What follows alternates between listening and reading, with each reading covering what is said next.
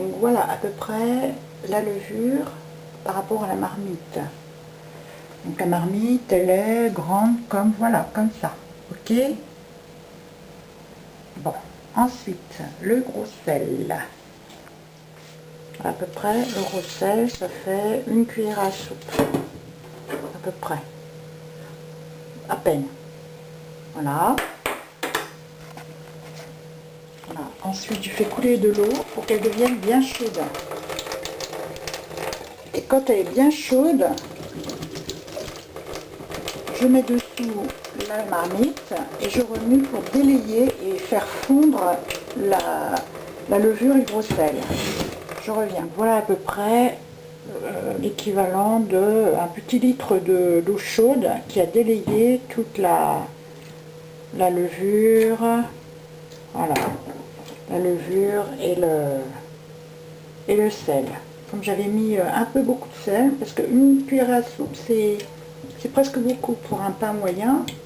Bon, on va voir au final ce que ça fait comme pâton, mais ça c'est normalement pour un gros pain.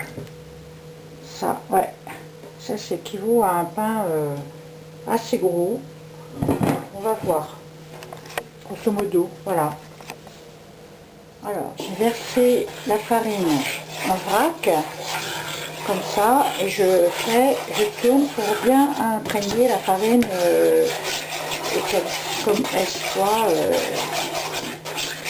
commence à faire la pâte. Ensuite, je rajoute au fur et à mesure, pour que la pâte devienne plus ferme, de la farine.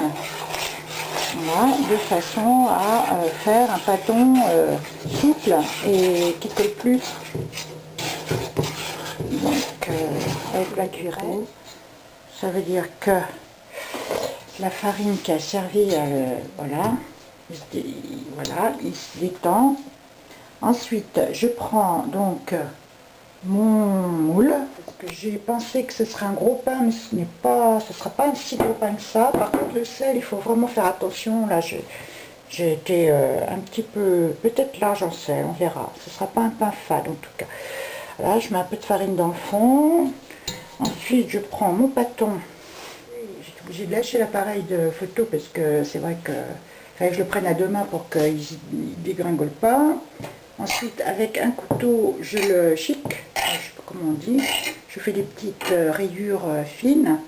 C'est-à-dire que quand il va me lever, ça va s'ouvrir, ça va permettre à l'air de s'échapper. Et voilà, et je le mets à lever dans un coin pas froid. Dans la cuisine, il fait chaud. Et à partir de là, il va lever. Et puis quand il sera bien levé, je montrerai ce que ça donne avant de le mettre au four. Voilà le pain, quand il a un peu levé, il déborde presque du moule, il a gonflé, il n'est pas complètement levé, mais je vais l'enfourner. Ça fait, donc il est exactement 10h30, j'ai dû commencer ce matin vers, oui ça fait bien une bonne heure et demie qu'il est levé, mais en fait la cuisine n'est pas aussi chaude en ces temps un peu hivernaux, où j'ai pas de chauffage, donc quand la pièce est plus chaude, il lève beaucoup plus, c'est beaucoup plus vite. Donc là, ça a attendu un certain temps, mais il suffit simplement de veiller à ce que ça ne déborde pas du moule. Et puis quand on voit qu'il est à peu près bien gonflé, on peut l'enfourner. Donc j'ai mis à préchauffer le four. Le four est en train de chauffer. Quand il va être très chaud, bien chaud, eh bien je vais enfourner le pain. Donc il est 10h30 et on verra combien de temps cela aura pris pour qu'il soit cuit. Donc je mets également avec le pain dans le four un bol d'eau. De l'eau qui permettra donc au four d'être relativement humide. Voilà. Donc voilà le pain en train de lever et de cuire. Donc il est encore blanc. Et le four est sur maximum depuis une demi-heure à peu près. Le pain est quasiment cuit. Il est bien doré. On ne voit pas bien avec le film dans le four, mais bon. Comme j'ai mis un poulet à cuire derrière, j'ai pas mis le bol d'eau parce que j'ai pas de place. Mais normalement il y a un bol d'eau. Voilà. Donc là, je vais le retirer à la lumière de la couleur du pain. Alors voilà, il n'est peut-être pas très brun. Il n'est pas obligatoirement, brun foncé, mais il a quand même suffisamment de couleur pour être tout à fait bon à manger. La pâte moelleuse. Donc il faut attendre qu'il soit refroidi un petit peu.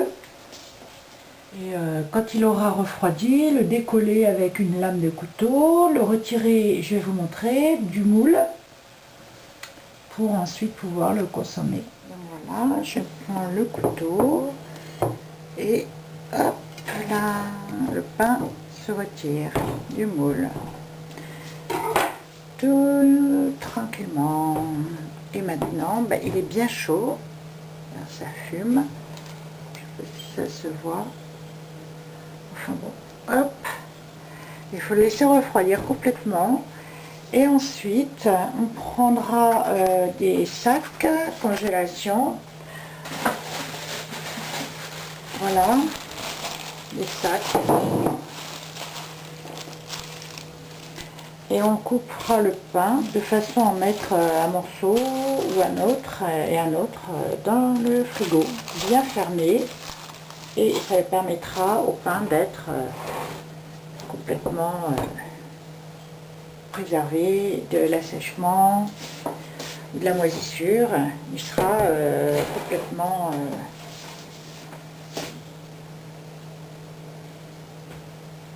il sera bien donc conservé. Voilà. Bon appétit!